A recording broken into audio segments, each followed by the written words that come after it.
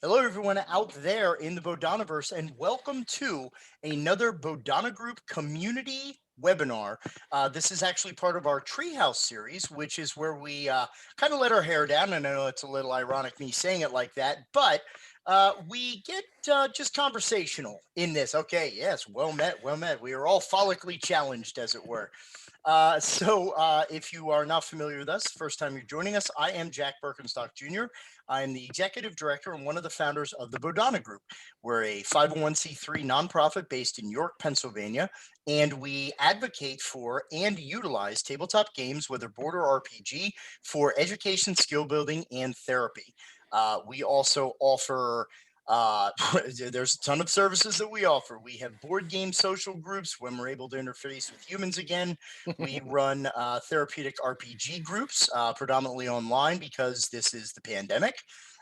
We also run trainings and consultations. So if you're a practitioner or an organization that would like to start a therapeutic gaming program in your services, we can teach you how. We can help you develop your own program fit for your agency's needs.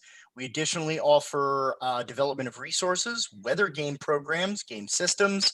We're actually currently designing our own role-playing game called Branch Riders. And in addition to that, we offer webinar content, both free and paid. And we also are the coordinators of Save Against Fear.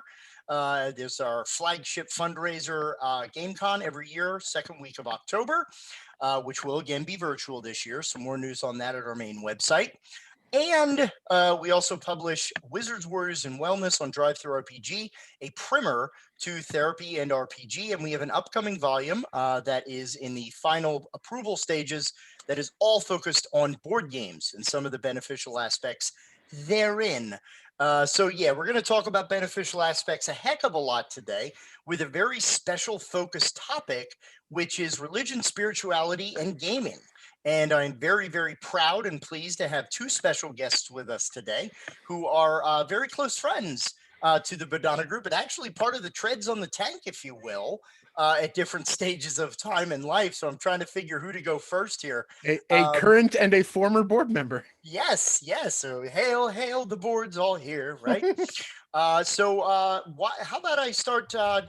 Why don't you let the fine people know who you are and what you're about? I think we talked about your CV, your curricular vitae, your GV, your gamer vitae, and then your SV, spiritual vitae, or your religious vitae. Sure. So as Jack said, I'm Doug Hagler. Let's see. I have to provide three vitaes. I'm very nervous. No. Just not three vitaes, just three types of vitaes. Okay, it's all one vitae. Now I'm even more confused. So I am a pastor, a Presbyterian Church USA pastor in Phoenixville, Pennsylvania. That is my day job. I am also a freelance game designer, writer, and editor. That is kind of what I do for fun. So lots of hobbies that are sitting in front of a computer screen or sitting in a room with someone. So lots of sitting. And I have the physique to show it. I'm also a member of the board of the Bodhana Group. So, for example, some of the ways that I help the Bodhana Group are Jack mentioned Branch Riders. I'm helping to design the system for that role-playing game. And he mentioned Wizards, Warriors, and Wellness. And I helped edit the first publication that we have, and also the second one too, yep, which is forthcoming. Because those are the things that I felt like could be helpful. My gamer vitae, I started gaming back in the early 90s because I found a copy of Gary Gygax's Dangerous Journeys in a B. Dalton bookstore. Wow. When all these things existed. When Dangerous Journeys existed briefly before TSR suited out of existence. I feel like I'm in the middle of an episode of Stranger Things. Right? In case you don't know, Gary Gygax was one of the designers of Dungeons and Dragons, and Dangerous Journeys is what he published after he left TSR, the company that published Dungeons and Dragons. And then that game was sued out of existence. It's a whole story. But I found this giant, thick 8.5 by 11 book, and I was like, "What is this sorcery?" And so I got it, and I took it home, and I was like, "What is going on with this?" I tried to get my friends to play it, and I've basically been playing weekly, if I could, ever since. I'm currently in a game that's called Vampire the Masquerade, where we kind of play bad guys trying to be good, but not that hard. And I also play. What's your house? What are you playing? Oh, I'm the storyteller. So okay. We have a Nosferatu, we have a Gangrel, we have a Malkavian, and we have a Toreador. So they're a nice odd group of people. Nothing but good times await, I'm sure. Oh yeah, it's vampire. It's superheroes with fangs, and when I run a game, it tends to get kind of silly and darkly comedic sometimes. So Gamer Vitae, I've also published a couple of role-playing games on a small scale. I've edited some role-playing games, but probably nothing you've seen in a bookstore or something. Although Parsec is in a few gaming stores in the world. Like someone occasionally sends me a picture, like I saw one in the wild. And then my religious or spiritual vitae, I'm a Christian, an anarchist. I have incorporated some Buddhist practices for a long time, like 20 years or so, as a way to help with life and as a way to be a more, flourishing person. And I've always had an interest in different religions, comparative religion, spirituality, philosophy, all that sort of stuff. I find it fascinating. I love learning about it. And that's my bachelor's degree, is in comparative religion. So that's me. That's enough, I think. All right. Very, very nice. And my other special guest, Mike, go ahead and tell the folks who you are and what you do and your V's as well. My various V's. I am the president of Inroads Ministries. We are also a 501c3 organization. Technically, officially still out of New Jersey, though I'm working on that. Because I'm no longer living in New Jersey, but we're working on moving the organization. Yay, trying to do bureaucracy in a pandemic. Our whole spiel with our organization is that we work with church and community groups to help them establish groups, events, that sort of thing, that build meaningful relationships, powerful relationships that specifically for us is to demonstrate the love of God, but it's also just to build relationships that move people in and help them just process life in a very meaningful way. Because at the end of the day, it's all about the relationship. The games are awesome. We love them, but it's entirely built on the relationships. So during this pandemic, a lot of that has looked as I talk to people online. It's basically, there's a lot of people who have successfully been able to pivot to digital format. This is not my day job. In fact, I don't have a day job. I have a night job. And so it's hard for me to do, the digital format, but I have a very active messenger platform on multiple social media sites that has constantly been talking to people about how, especially now, I've been ramping up, as it were, as things starting to get loosened up a little bit. People start getting their vaccines. People start planning on what's it like when we can be together in physical space again. So my proverbial phone or metaphorical phone has been going off the hook with people asking me, so what do we do? They're going to be able to be together again. What can we do? As far as other stuff that's been related to that, I've hosted multiple podcasts. I am the former member of the board of the Bodhana group, former only because there wasn't any kind of horrible, secret hidden thing. It was literally just, I don't have the capacity to be who y'all need me to be. I did and continue to joke that I am the Bodhana group hype man. I have said that from word go, and I continue to believe that. I don't doubt it at all. In fact, I'm a little upset that that neither one of you have said, "Oh, we're writing a role playing game." I didn't know that. We'll get back to that. So we'll circle around after. We're happy. Yeah, we'll get there. Oh, we'll have words. Okay. But but on a serious note, the other stuff. What else? What else am I supposed to be talking about? What is your the religious or spiritual tradition? I am the biggest religious mixed bag on the planet. I grew up Catholic in a very Christmas and Easter kind of way. I got saved in a non-denominational church. I served at an independent Baptist church. I currently go to a Christian Missionary Alliance church. Throughout seminary, I served at a they don't even know what they call themselves. It's like just it's not non-denominational in the formal sense. It's like a Bible church or whatever. I did that too. I've been all over the place. If you ever wonder what the basis of why Inroads shares no denominational tie, it's because I've been everywhere. All right. To some degree or another. I got saved at 17, and I've been, well, kicking and screaming as God has dragged me into ministry over and over again for all the decades since then. How it goes. All right. So, and your gamer vitae, how long have you been a gamer? And depends on the definition. I have been playing these games. I've been playing board games since as far back as I can remember. When everyone else was playing your Monopolies and everything like that, my dad dropped in Dark World, Hero Quest. Oh, nice. Battle Masters, which needed our ping pong table because the mat was too big for any actual dining room table. Okay. So I played those since I was a kid, but I didn't really have the full appreciation for those as like I enjoyed them, but I wasn't like into them.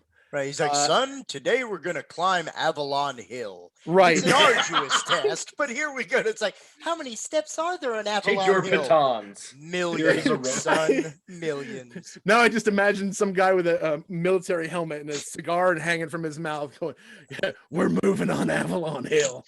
Listen, you magnificent son of a so-and-so.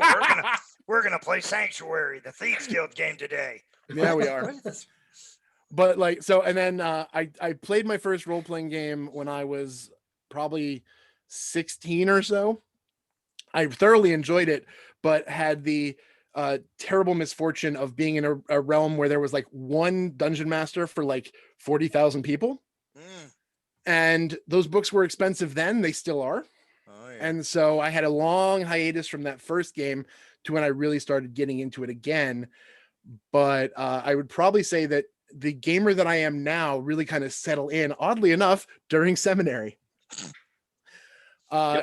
Board game wise, it started in because oddly enough, one of the PhD students who was I never got his official age, but he was easily 20 or 30 years older than us. Okay. And he's like, I'm going to spend a summer with a bunch of kids just only slightly out of college. What am I going to do? So he'd bring a board game every time he'd show up for his couple of weeks of in-session class, and he'd bring a board game. And then after a while we asked him, where do you obtain these magical talismans? Yes. and he introduced us to the wonder that is online shopping. And before you knew it, we had Catan, Princess of Florence. We had, everybody would just, none of us could afford a collection. We each bought like a game. And then that was like, that handled the dorm. Okay. And so, yeah. And then getting back into role-playing games, 4th edition happened right around shortly after I got out of seminary. And some buddies of mine decided they wanted to get into it. So that got me back all into that. And then 5th edition happened. This is 4th edition Dungeons and Dragons. Dungeons and Dragons. For the audience. To be more specific. Yes, That's correct. 5th edition happened and I fell in love with the game all over again. It was everything I wanted it to be. And then I got introduced to Numenera and the cipher system. Oh. And I've never gone back. I think I have something like 6 Numenera books. Thank you, Monty. I actually have the cipher core back here. So you also have No Thank You Evil sitting right there. Oh, absolutely. Mm-hmm. Yeah, we did an interview with Shauna a few months ago as part of our Behind the Screen series. Such good people. Oh, absolutely. Yeah. So yeah. I guess we'll kind of dive in and get out of the way. One of the things that is probably like, if a lot of folks tune into this, having the whole like, oh, religion, spirituality, and gaming. Let's talk about that. So I kind of wanted to briefly go over one of the black spots, if you will, or the marks of shame in the gaming industry that unfortunately has never gone away, and that is, of course, satanic panic. You know, when we talk about role playing specifically, or even some aspects of the board game hobby, depending on the theme and some of the elements that are present in the game, there is some level of resistance that we've seen, a little bit heavier then, but by no means has that specter, passed the mark on the house to leave the firstborn son alone, right? Like Yeah. my paltry attempt at religious reference, but You got it. You got it. Well done. it's- You dug Alright, deeper than a yeah. lot of people I know. So Okay, hey, you good. That's a good pull. That's a good local pull. boy does good. But what is, your experience personally with that? Have you encountered it not only in your personal gaming or as you're coming up? I mean, I have friends whose moms burned their D&D books. I had a mom who was kind of light Lutheran, and it's another family who kind of went to UCC. So there you go. So my mom's like, yeah, Redbox, whatever. But have the two of you encountered this? I'll start this time with Doug. Yes, definitely. And just briefly, I don't know if the term satanic panic means Oh, yeah, I anything should to everyone who's probably, listening. yeah. So in a pithy way, or trying to be pithy, the satanic panic is a way of talking about what happened starting in the 80s, moving through the 90s to the present, where Actually 70s if you really go back. it's so I'm Yeah. approximating, right? But it's this idea that there are occult or satanic elements to pop culture. So heavy metal or fiction or role-playing games like Dungeons and Dragons was a focus for about a decade or so of this. It's this idea that there's these that it's a way of influencing kids and communities and bringing Satanism and the occult if you want into life. If you want to see it in microcosm, I believe you can still see the whole thing online right now. Jack Chick, creator of Black and White comic book tracks, put out one called was it Dark Dungeon? It's just Dungeons. Dark. I can never remember if it's Dark Dungeon. I always mistake that and the video game. Oh, Yep. Darkest Dungeon. Darkest Uh-huh. Dungeon is Yes. great, Which is Definitely excellent. Yeah, play that. Check out Darkest Dungeon. Dark Absolutely. Dungeon, avoid like the plague unless you're curious. But Right. Dark Dungeon is a comic strip kind of track that will give you a lot of the assumptions of what it meant to play role-playing games. Yeah. What it looked Right. like. What it meant to him and to a lot of people who didn't have anything else to go on. So this definitely is something most gamers have probably experienced, especially my age or older. As a kid, when I started playing that Dangerous Journeys and then GURPS and then Dungeons and Dragons, I remember my mom took me aside at one point for like a serious talk. She was like, "I'm concerned about these role-playing games," but she was a pretty reasonable person, so I could explain what they were. I showed her the book. She was like, "Oh, okay, I get it. This sounds actually really fun. I'm a grown-up, so I don't necessarily have the time for this at the moment, but this is I'm fine with this. Go have fun with your friends." Yeah. But if I find one sacrificed chicken, young man, you're right. You're done with your D&D nonsense. and that's fair. That's all fair. My brother also, he took me aside and he never really accepted that I played these games, but he was much older than me. He's like 11 years older, so he wasn't living with us at the time, so he couldn't stop me. So I was like, "Look, we have to agree to disagree. These are fun things. What I do with my friends. I really enjoy them. I wish I could explain to you why they're not a threat." And I guess he's okay with it now. It doesn't come up. He'd probably be surprised to know I still play as a grown man. And this still comes up. I mean, we have in our church library, we have books that people purchased for the church library that are about how Harry Potter is satanic. Mhm. I got rid of them quietly, to be honest with you. But we had a number of books that were like that about this, the secret occult influence in genre fiction, in the things I love, basically. And I know that I get weird looks because I try to be relatively open about talking about, "Oh yeah, I play Dungeons and Dragons. It's what I do with my friends every weekend." Yep. It's great. And some people are like, "What?" That's the main response is, "That's weird. I don't picture an adult doing that." Some people are like, "Oh yeah, I've heard about that. That sounds like it could be fun." And then some people just kind of look at you like, Yeah. Are we gonna have to open proceedings against this guy? Yeah, am I gonna have to throw water on you? Like I had a coworker who is, and again, in no way is this discussion disparaging anyone's beliefs. We're not. If someone believes that this, is a tool of the malevolent to, pull people astray or something like that, we can't and aren't trying to convince you that that is not the case. We hope that people come to that truth on their own, just because, but yeah, it's a weird thing that people still believe this. Well, think about it. It's what are your associations? If you're a 50-year-old person, whatever, who doesn't game at all, right? What are Yeah. your associations with Dungeons and Dragons? When you were younger, you heard about it on the news as horrific death cults Mhm. and occult abuse, and then you heard nothing for 20 years, and then you heard your pastor say he plays it. Those are your only associations with this word. That is a long game Like, I get it. for the evil. But like, I get it. I get it. Your only associations from pop culture were negative. And so, I'm actually happy to talk about it and try to convince people that it's not the case. But it isn't a huge issue, but it is still an issue. There's no question that you still bump into that all the time. I'm sure Mike does as well. Yeah, Mike, go your experience with that. A lot of the times, not every time, but a lot of the time, our initial contact with churches who don't know us, and when by us I mean literally me, is hey, you do games, we want to do a cool event for our youth, why don't you come do a thing for our youth? So the fact that I'm primarily, my first contact with a lot of churches is involving their children,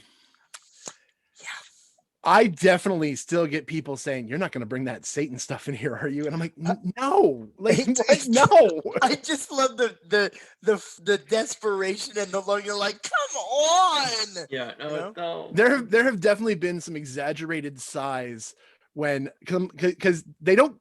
I joked, that was hyperbole in character form right there when they come at me like that. Normally, it's a lot of looking at the ground and shuffling their toes, and I remember I heard a lot of stories about this game, and I actually, not that long ago, it was probably like 4 years ago, I literally had a youth pastor who I don't know from Adam, but we had some mutual friends call me and like, look, I have parents concerned because their children are getting into D&D. It's okay, right?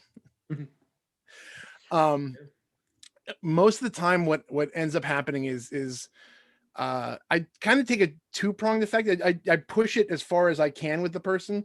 My ultimate goal is to be like, you can go on our website, and we haven't been able to put one out for a while because scheduling and pandemic, right? But we have a couple of actual plays where you can literally watch us play this game. You can see what happens. It's pen and paper. Yes, there's references to magic, but nothing you wouldn't see in a C.S. Lewis or a Tolkien. We're not okay occult guys, right? Right.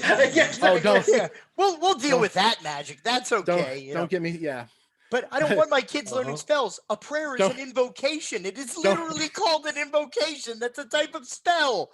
Don't quote me the old magic switch. I was there when they were written. That's right. It's one of my favorite. Snap. One of my favorite lines to quote. But I digress. So ideally, I want them to experience it with us, because like Doug was saying, a lot of these people, they're not doing it out of being mean or malicious intent.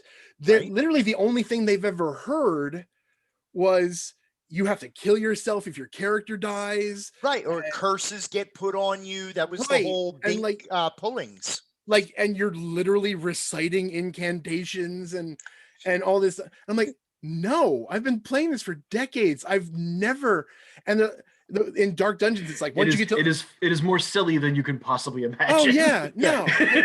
Raise your hand if your bard in any party that you've ever played has sung the final countdown as part of their spells during a climactic battle or some other like pop, right? That's your spell, Europe. Come on. Yeah.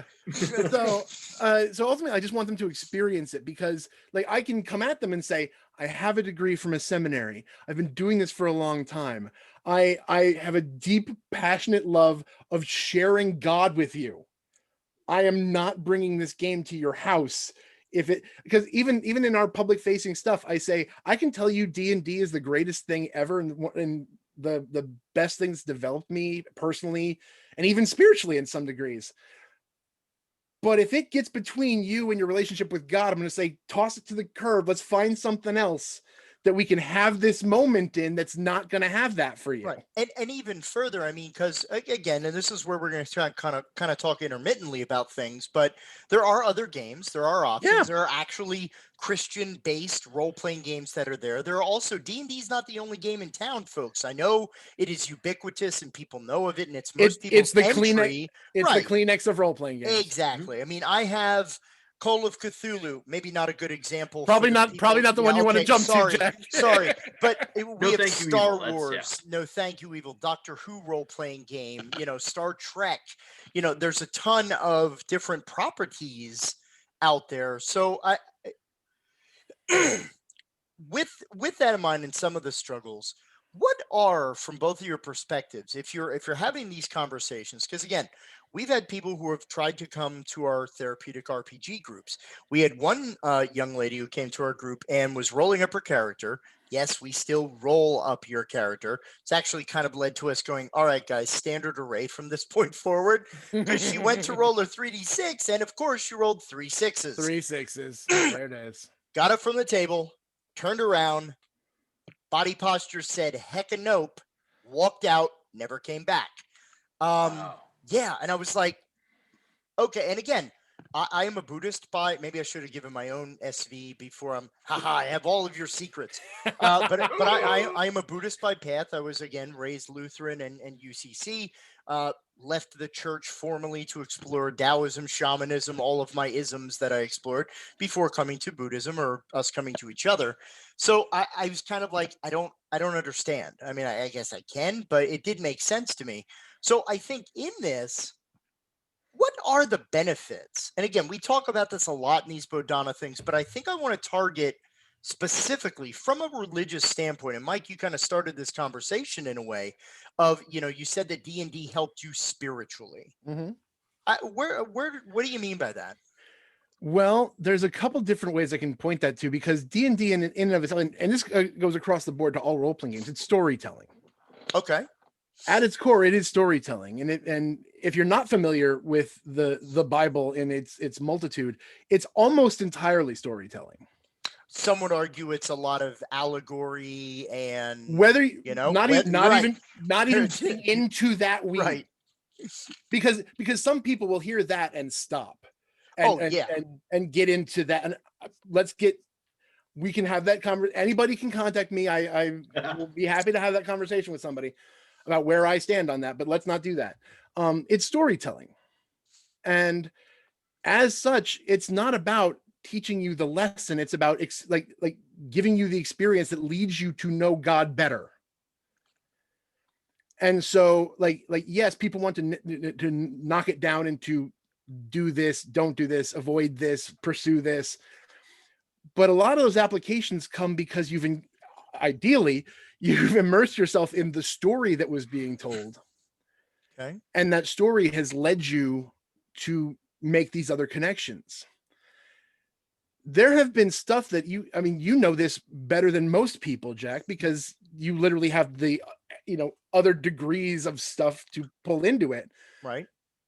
Being able to take a story that is very much you, but at the same point is not you. Right. Allows you to have the ability to explore and play out different aspects of that in ways that are safe. You're not, because a lot of people don't want to appreciate this fully, or they don't speak it out loud. But a lot of what we do as especially as leaders, but anybody who has any kind of faith, you will at some point process doubt. Hopefully. Yeah. That's a healthy thing, right? Yeah. You're going to process doubt. Now, if you don't have the framework, like Lord willing, you're in a place that allows you to do that with safety and allows you to have those questions. Right. But I also know people, and not everybody has that. Mm-hmm. So the ability to put these circumstances into a story that is you but isn't you, right, allows you to kind of poke at the edges of things. Well, poke at the edges, but I think also kind of dive pretty hard. You depending on what it, because I mean, let's do, going with what you had said, and don't worry, Doug, I didn't forget about you on this one. That when we talk about stories, right, isn't part of the point again, and please educate me if I'm incorrect, and I know there's different traditions, but there's a reason why, in spiritual study or religious study, we read the story of Job, or we learn the story of Ruth, or we learn the story of, whoever it might be, or whatever that tale was. I mean, David has tons of different stories, and Moses, we hear these stories because their experience Right. has led to an understanding or, Mhm. or an awakening of sorts. So you then compare that story to your story or your journey. You find connective elements. Job suffered. What was your suffering? Right? How does that correlate? How do you feel about that? Do you agree with Job? Do you not agree with Job? It's okay in some traditions, and like you said, safe spaces, as it were, to question these lessons as opposed to just down the gullet and everything's happy, right? Right. So what would you add to that, Doug, in terms, because again, storytelling, the narrative, we've talked about this at great length about the power of story, and it's actually narrative therapy. We've written about it at length as well. Yes, absolutely, and will continue to. Absolutely. So connecting on the story issue, because there are a few things that came to mind for me. One of them is that playing, especially role-playing games, but also a lot of different games, board games and card games often position you as something. You are a person on a spaceship. You're defending a tower. You're trying to overthrow a government, whatever. So you're playing a part. And what it allows us to do as adults is to try out different ways of being in the world and like test drive them in a way that kids are supposed to. We all accept that. Adolescents do it too. Like they try on different personalities it's or the whatever. core developmental concept of adolescence. Right. Well, at least according to Erickson, identity versus But role once you grow up, you're supposed to stop doing that. When was that supposed Lies. to happen? Right. Well, I'm just saying that's No, the message. I'm not saying you're saying that. I'm Yeah, saying yeah. I want Right. to just. It was an instinctual reaction that I got you. Right. That was the message I got. When you become a man, you stop doing that kind of stuff, right? Mhm. And that's a huge loss. Being unable to play with other ways of being in the world, you can try things out, find out, oh, I didn't like that. Like for example, I don't like games with a trader mechanic. I just don't like it because I'll play them, I can enjoy them, but they're not my favorite because I just don't like that feeling of suspicion toward other people. Or if I'm the trader, I'm a terrible trader. I end up working with the group and then I reveal I'm the trader at the end and they're like, are really? you a werewolf? Not your bag. Yeah, exactly. Because I try out that way of being. I test drive it, and I don't love the way it makes me feel. I much prefer a cooperative game, but playing games or play in general lets us test drive other ways of being us that are in there, and maybe we find something we're like, whoa, wait a second. In a game, I did something heroic. I wonder if I could do something heroic outside of the game. Or in the game, I was a villain and I did something bad and I feel terrible. I'm not going to try that in real life, right? But you didn't have to make some terrible mistake to learn that. You could learn it and play, and it's just as good of a lesson, and the cost is a lot less. Oh yeah, we actually in Bodhana for years and years and years, and there's a couple of ideas that we're thinking of around this. We actually have been using the letter phrasing of WWYCD for years, which is what would your character do? And obviously we borrow that from WWJD, right? What would Jesus do? Yep. But part of that is exactly what the both of you are talking about, by exploring, and we could go into this very, very deep dive if we wanted to. We could make the rest of this about just that. Oh, absolutely. Talking about alignment, morality in games, and how it correlates to decision making and exploration of moral choice. Go ahead, Mike. Jump in. I do want to jump in because we've been talking from a player aspect so far. Yes. But as a guy who for years has done a podcast whose tagline has been always remember God is the game master, no matter how the dice falls, the game plays on. Literally, that has been That's tight. That's from episode one. We did not intend that to happen. That literally just came organically from episode one. Because if you really think about it, like that in and of itself, the act of creating the world that other people are participating in and that they are learning and growing and doing stuff, that is literally the story of what God did. and then you also have the ability to make other connections as a DM, because kind of piggybacking off the Satanic Panic issue, one of the things that I always tell people, I go, like, people think that this game has to have X, Y, and Z. And as a guy who's run these games for years now, I will tell you, none of that is true. Like, I often say I said the one character class that will often get people, wrinkled is the Warlock, obviously. Yeah. Okay. I said, I get that. I It understand. sounds that. suspicious. I said, I understand. What do you mean that. this magic isn't dangerous? There's a warlock. I've seen that Julian Sands movie. But even then with 5th edition, you have, okay, so you don't always have to have an infernal patron anymore. You can have a celestial patron now. Right. So they even took the pain out of that. You can as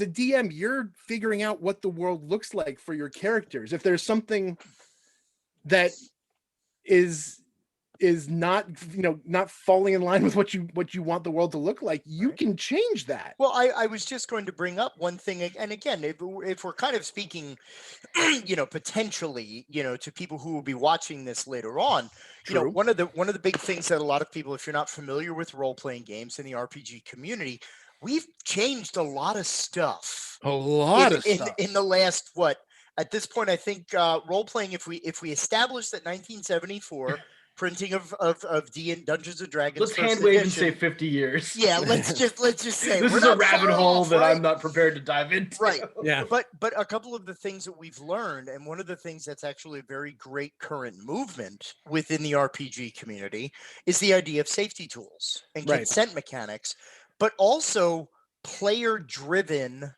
content. If we're, again, very simple example, we're talking about things like Kids on Bikes or the Kids on Bikes series, right? Talking about No Thank You Evil. We're talking about the Powered by the Apocalypse engine games. Tons of different game systems now that are like, what do you want in this session? What do you want in this game? So you're right.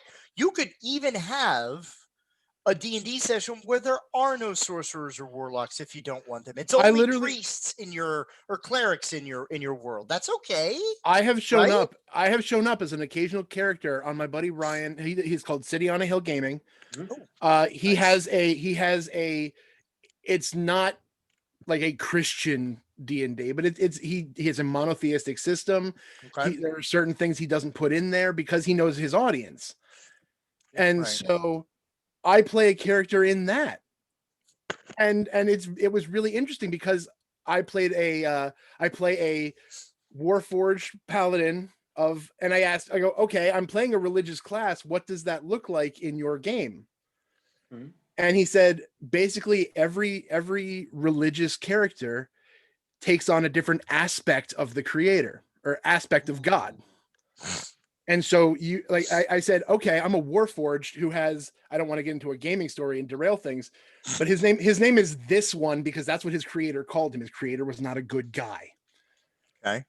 And so I said, okay, cutting all my backstory to this point, when he got his independence, he doesn't have his name yet. He still calls himself this one, but the idea of following a deity that is creator that loves him.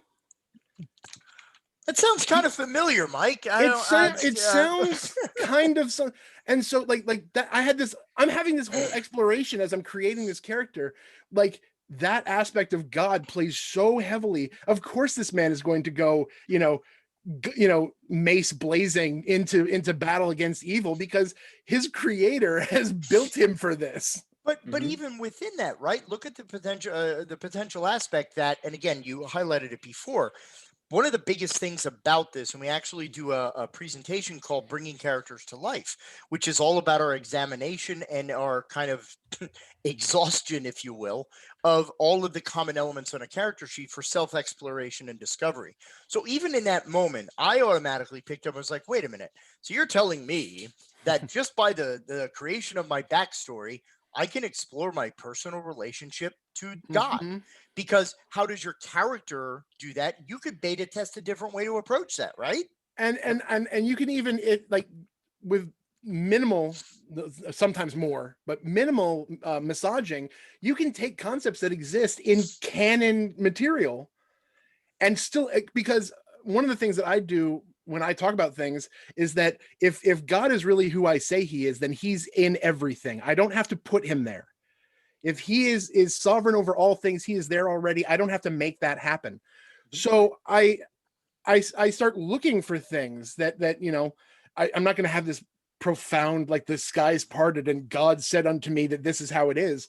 That would be awesome if that would be Moses went up- outstanding. Moses went up and God lightning bolts 5e rules on those But- tablets. That would be pretty amazing, right? But like we're talking about how we're a bunch of old school gamers and we're all a bunch of old school nerds.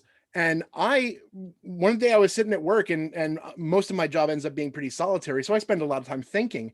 And I was thinking as all the news of the new Dragonlance books and the thoughts of Dragonlance becoming canon D&D again and all this, I was brought back into all the world, like everything came back into me. And I started thinking about Fizbin, aka Paladine, aka the Platinum Dragon. And I started thinking, I go, man, I got to tell you, Weiss and Hickman had no intention of priming me to understand the nature of Christ's humility in this silly wizard. But as a guy looking back, you have the Platinum Dragon, you have the God. Like it's a polytheistic system, but if you're going to put one, it's Paladine. Right. And how does he show up to interact with people? An incredibly powerful wizard, but an incredibly doddering old fool who only shows up in power and strength when it absolutely requires it of him. It's required of him. That's the words I was looking for. Like, and it's not like a switch flips. He's always that guy. He just doesn't act like it. Well, I think it bears saying that, you know, in terms of, you know, not only narrative therapy, but also, you know, the use of metaphors, allegories, you know, all these stories that we use when we hear. If any story can be written, why can your RPG not be the greatest story ever told? Yeah. Right. I mean, again, barring a little pop culture wise. So, I mean, obviously the narrative potential and alterations and stuff that folks can make. Before I lift that, I was just going to say, Doug, go ahead, please. Well, this is great. Some things have been popping into my mind as we talk about. This goes back to what you were talking about a bit, Jack. At least that's when it came to mind for me when you were talking about safety mechanics or changing the way that we manage a table. Like instead of it being the person running the game tells you everything, you could also ask from the players, what do you want to contribute? How do you want to be in this world? So games create a way of relating to each other. They establish dialogue, right? And different games build different ways of relating to each other. This is a bit of what I talked about before. Like I don't like trader mechanics necessarily because it creates a certain way of relating. Some people love that and that's cool, but it's not my thing usually.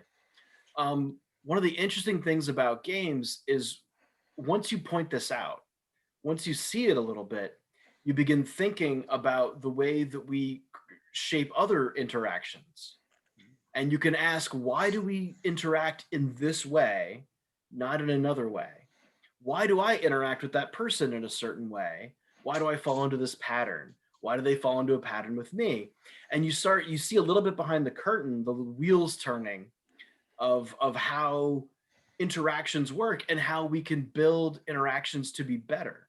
So how do we create a community where everyone's welcome, right? Any church would want to do that. How do we create a situation where everyone's voice is heard?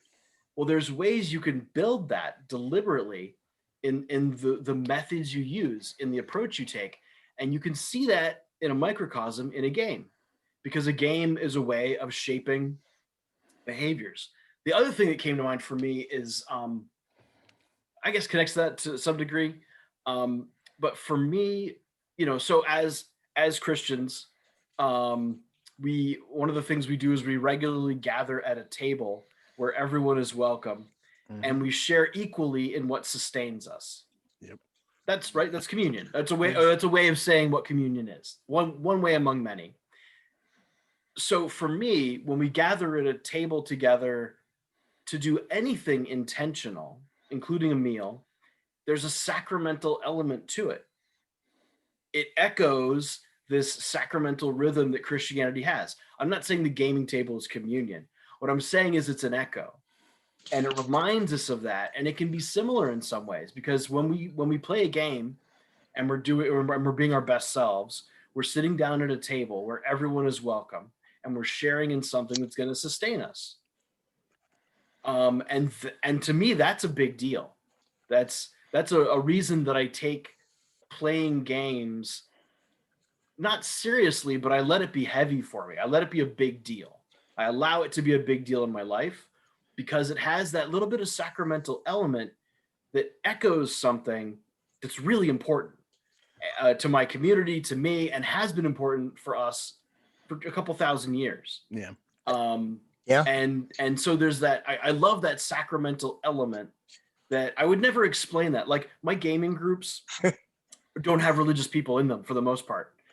They talk to me about religion sometimes, but I'm the only one. I'm the only religious person they know in some cases, right? Okay. So I wouldn't tell them. I tricked you into a sacrament, right? That's not what I'm saying. But Fool you. but they get. But if I had to tell them what church is like, I hope that I could reference our table when we play and come together, and I could say it's like that. But there's more cool stuff I could tell you about and show you.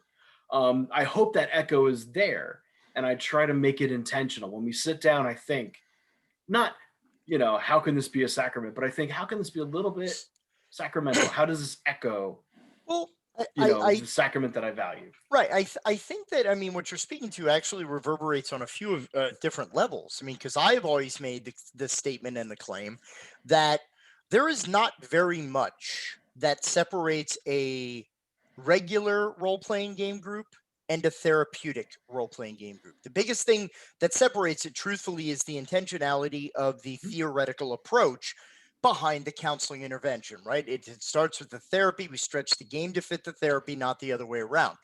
But I think what you're talking about, though, is very similar to where we talk about creating the counseling space or creating the healing circle. You're talking about the establishment of ritual, where we have a process. When we sit down and we do our session 0, that is a covenant of sorts, is it not? Where it is an agreement. It is a literal covenant. That is exactly what a covenant means. Yeah, we are talking with each other about how we're going to treat each other and how we're going to respond to each other and how we're going to listen to each other. And what happens if we go over the line? Right. What if the contract That's part of it. is breaking? We talk about what's going to happen if I'm out of line. What are you going to do to bring me back? What am I going to do to bring you back? Right. And that creation of that sacred space. We always talk about like closing the ritual. Any ritual that we have, whether it is breaking bread, whether it is how we go to sleep at night, what we take care of, we are creatures of habit as humans. And I think one of the things that I love that you, and hey, if this turned into a mainly an RPG episode, I'm totally fine with that. Because I think part of that is, what do we want out of that ritual? What do we want out of that covenant, that contract, that agreement of that creation of space? And I could see, Mike, that you're like, oh, I'm getting ready. I got some stuff inside me. I see that look on your face, brother. So what do you think? Let's keep adding on to this. I'm loving where this combo's going. Because you can make it what you want. So parents, if you want it to be about teaching good morality, make that the focus of your story. Then do that. Right? Yeah. There's nothing wrong with that. Like when it comes to something like that, you can literally just do it, and the kids will follow along with you. Or if you are doing with just a bunch of adults, it's your buddies and you're getting together, there's a reason why there's a practice called a session 0, when you're like, this is the kind of thing we're going to enter into here. Yeah. Like, before we get going on this road, I have a story, but what kind of tone are we looking for here? Are we looking for a silly, because we're all just stressed out, we just need to be silly and goofy and put axes into bad guys? Right. Or do we want to have like these deep, you get an axe, you get an axe, you get an axe, everybody gets an axe. Sorry. I can see a bunch of parents go, you put an axe in who's what now? Yeah. What? Yeah, those parents are also probably letting their kids play games that do way worse than put an axe in somebody's forehead. Finish him. Yeah, but like the idea of being able to sit down and being intentional about this, like a lot of what I end up talking to people about is that concept of intentionality. Yeah. Like, yes, you can just do this to blow off steam. And but even in that, even the lack of intentionality is an intentional act. And it will still be to some degree a lowercase t therapeutic. Right. Yes. It will still, from the therapuo, from healing, it will still, unless it's an unhealthy group or something, even without intentionality, you're going to have good stuff happen. Well, we talk about in the therapeutic process, and maybe the two of you have seen this also in a spiritual process, where I kind of was like in my mind, Doug, I was kind of like, oh no, you have that whole problem in your gaming group of the doctor in your gaming group. I have this. Can you look at this for a second? It's like you might have that because you're like that dude at the table. But talking about intentionality, that really is one of the big things that we bake into this entire process, because while there's the intentionality going on, I think that there's another dynamic aspect of role playing, and we hinted upon it earlier. And I want to kind of see how the both of you feel about this.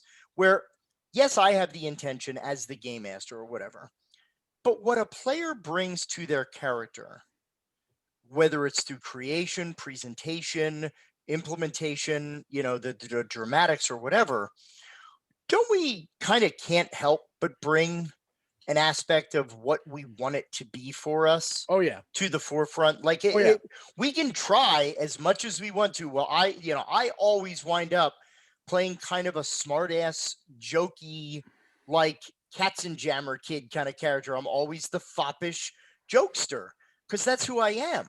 As much as I want to play the serious, dark and deep, thinking, I'm eventually going to throw a zinger in there, and then it turns into a couple zingers, and because I'm getting my laughs, there we go. But Right. That's what I need, so it's what the character becomes. So with that being therapeutic, have you ever encountered people bringing spiritual questioning into this, or maybe even in your own gaming?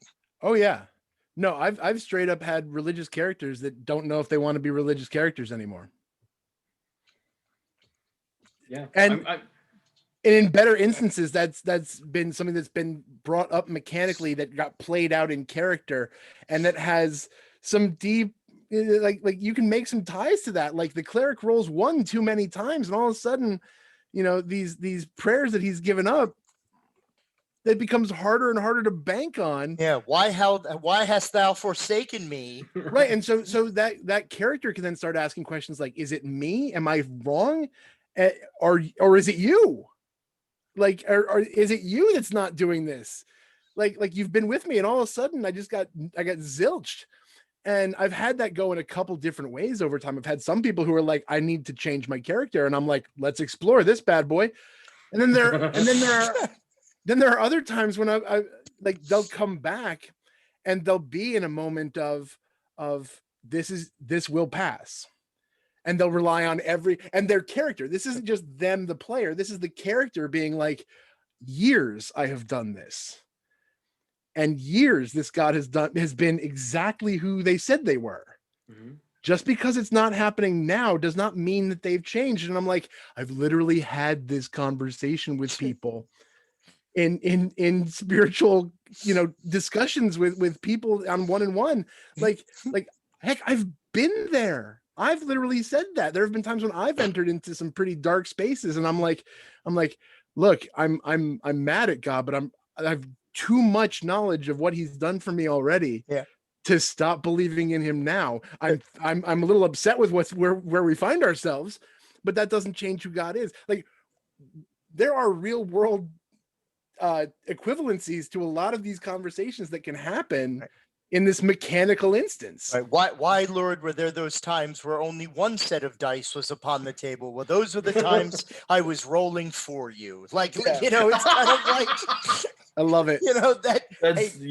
Mike, you want to throw that on a t-shirt, brother? Yeah. That's all yours. I'll take it. That's all yours. Have like a hand on the back with a hole in it, rolling the dice. Oh my gosh.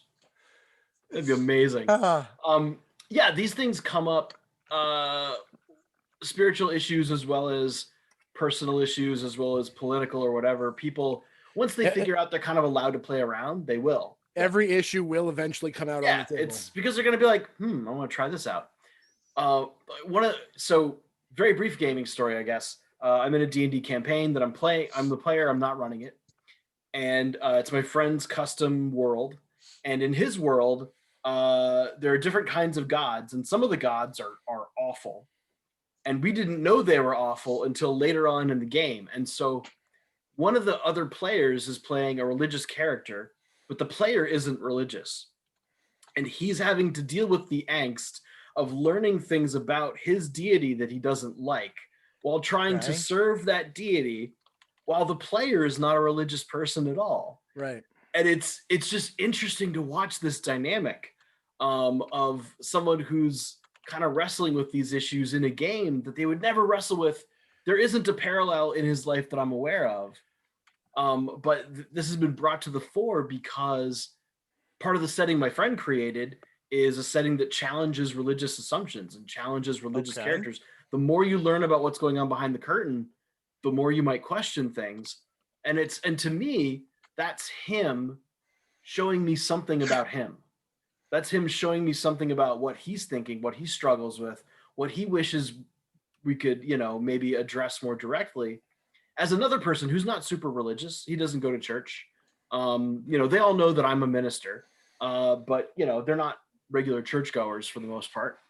But this stuff absolutely comes up, and it's so interesting when it does to see people test drive theological thinking and try it out, and really and drive it till the wheels fall off sometimes. What's really fun, and this is something that I don't make anybody make these character decisions, obviously, but something that I kind of encourage people, especially people who aren't used to character creation, because in a lot of times in that case, they look at this wall of text and numbers and they get intimidated.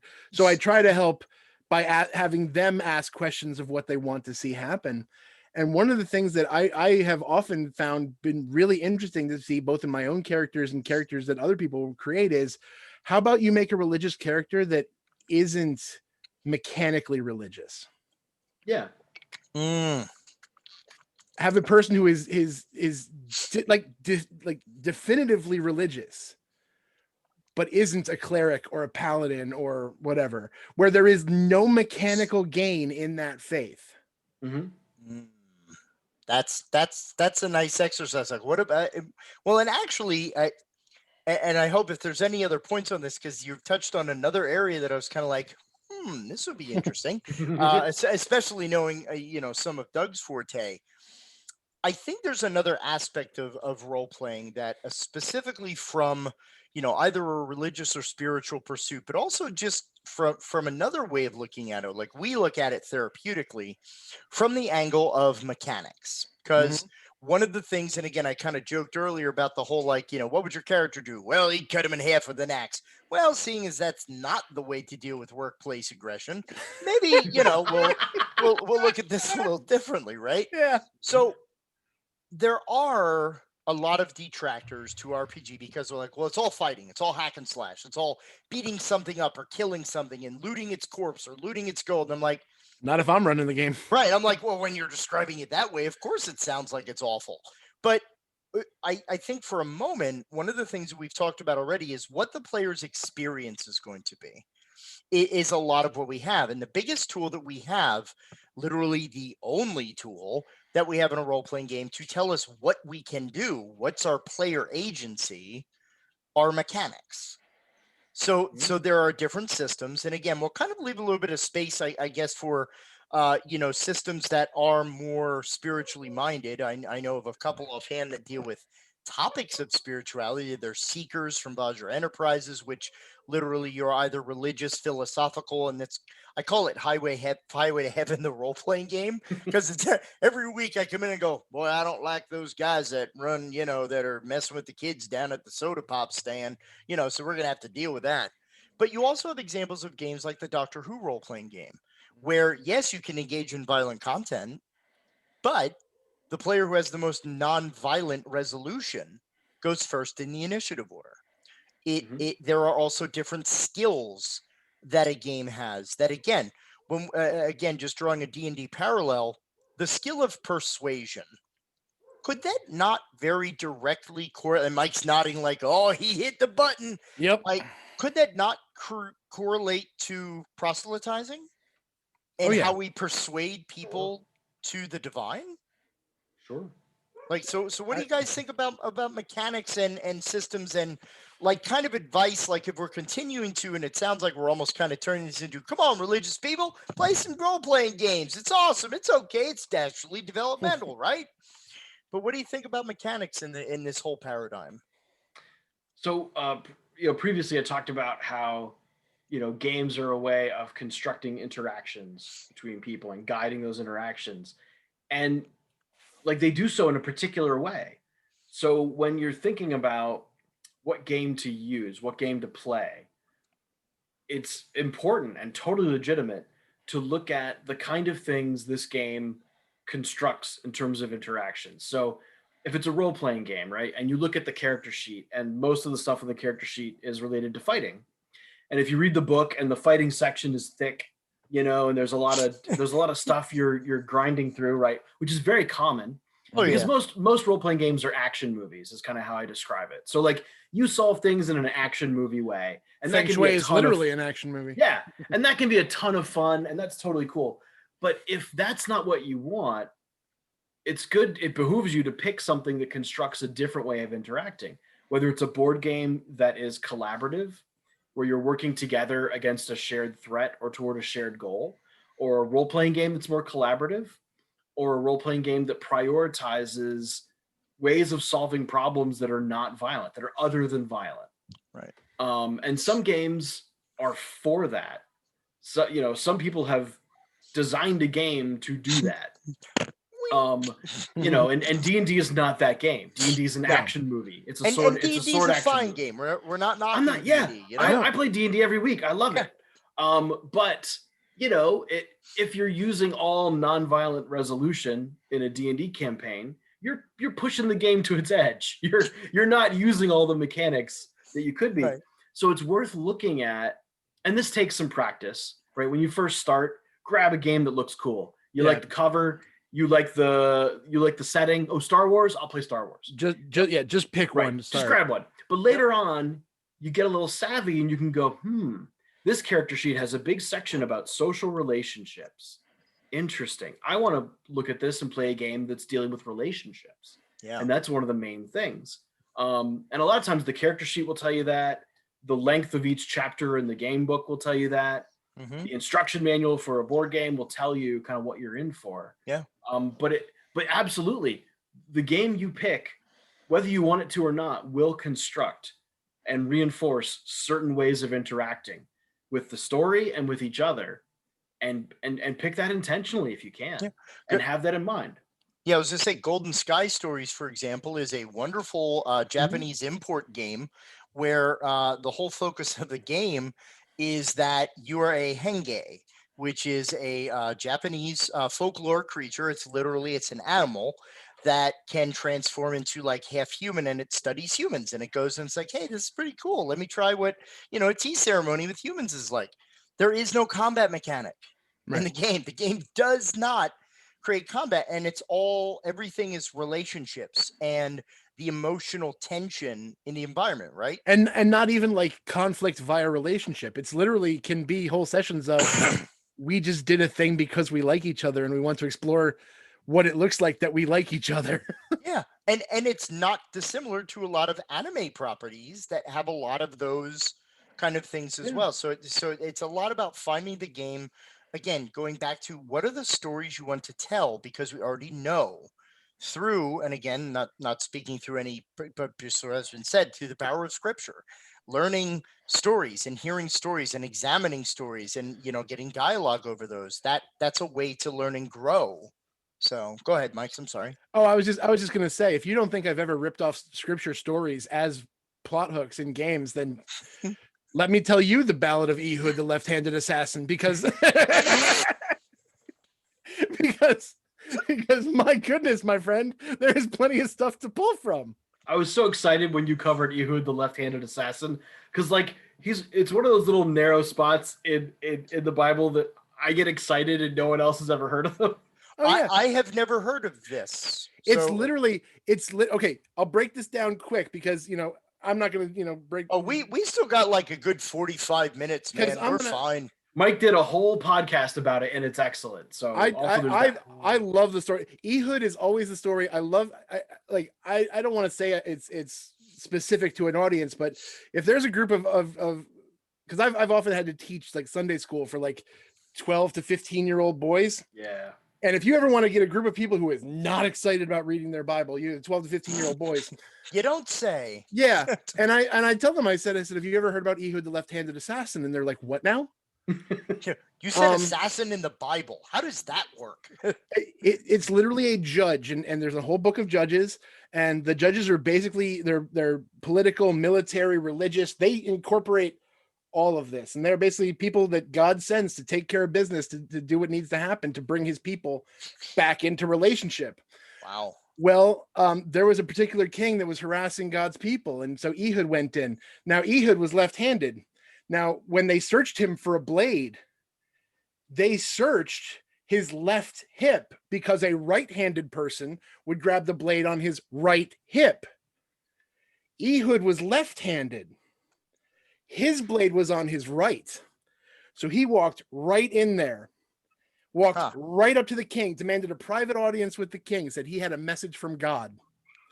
That message from God was literally a blade that went so far into the king's stomach that the blade was lost inside him. Whoa. Yo, that's heavy metal right there. It gets better because when Ehud left, he looked right at the guards. He locked the door and said, "The king's relieving himself. Please give him a moment." And because of the fact that he stabbed him right in the gut, there's a certain chemical smell that existed in that room. So the guards are like, "Oh yeah, no, that smells pretty bad. We're going to give his highness a little bit." Ehud walked out of that room, having just executed the king. That is in your Bible. I could see Kurt Russell as Ehud. Like I could totally see that's a BA moment right there. Yeah, there's all sorts of stuff like that, but no one knows those stories are there because that doesn't preach on a family-friendly Sunday pulpit. I'll still do it. I'm sure you will. I will too. I can't help myself. But we're also people doing ministry on a podcast or on a webinar like this. Right, So we're a little special different. Case. Yeah, my favorite, also from Judges, or one of my favorites, is Yael or JL, who, short version of the story, Sisera, the king of God's enemies, is fleeing from Deborah, who beat the wheels off him. And he comes to Deborah, kind of BA in her own right, who walks right up to him and says, "Okay, you're not man enough to lead this army, so I will." Yeah, no, Deborah is what I tell people when they say women can't be an authority. But anyway, so Sisera comes stumbling to Yael's tent, and she's like, "Hey, come in, I'll take care of you." And she gives him some milk, she and like the equivalent of a back meaning rub, you think of, right? Here, lie down, relax. Let me take care of you.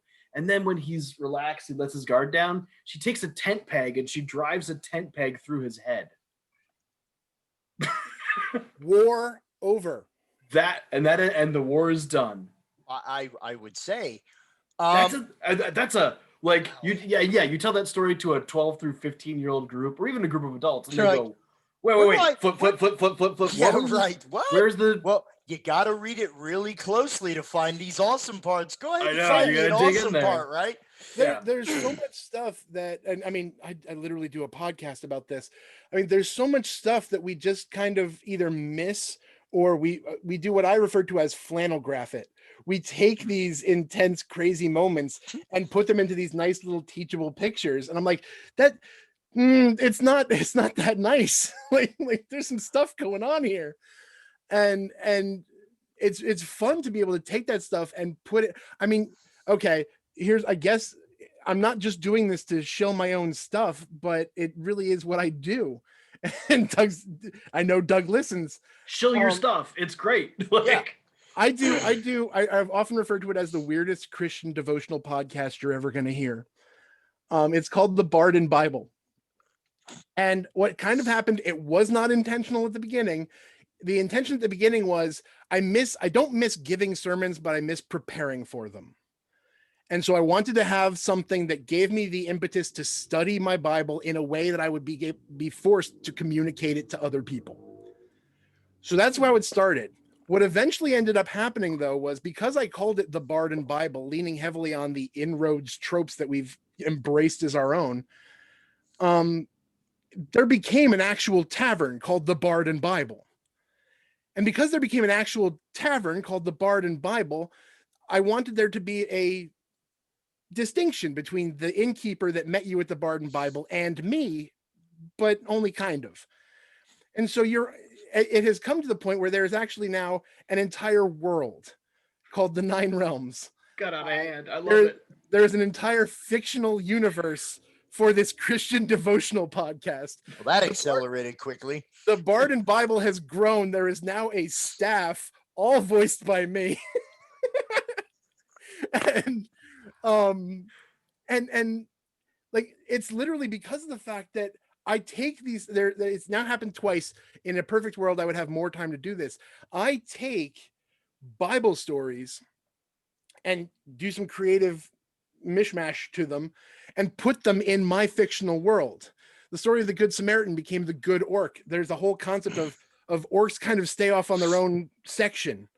They're not all the warlike bestial people that like Tolkien created, but a lot of them are.